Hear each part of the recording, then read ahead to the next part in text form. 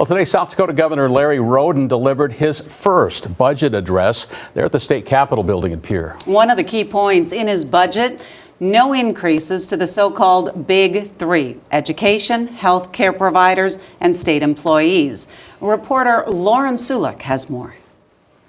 To state aid for K-12 education, healthcare providers, and state employees, Governor Rhoden says he wants to keep funding flat because revenue hasn't grown much for the state. There's been a lot of speculation on the economy, and I won't sugarcoat it.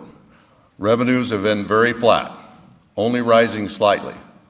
But we have to keep the context in mind.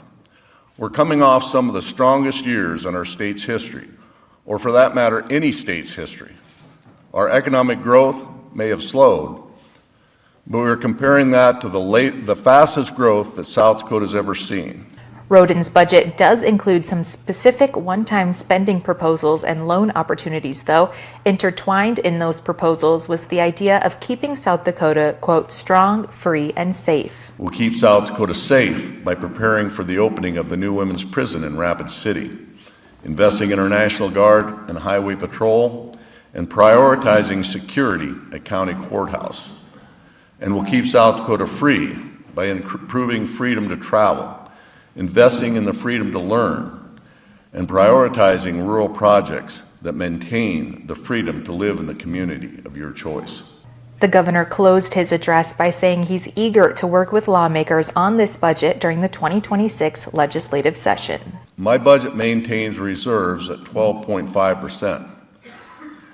But we have $14 million still unallocated.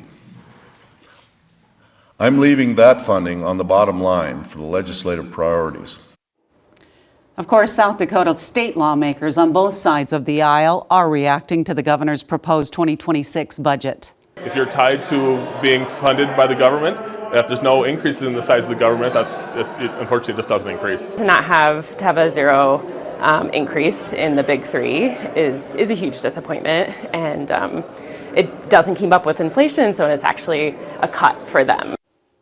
Of course, for more details on the governor's 2026 budget, we've got much more on our website. It's at SiouxlandProud.com.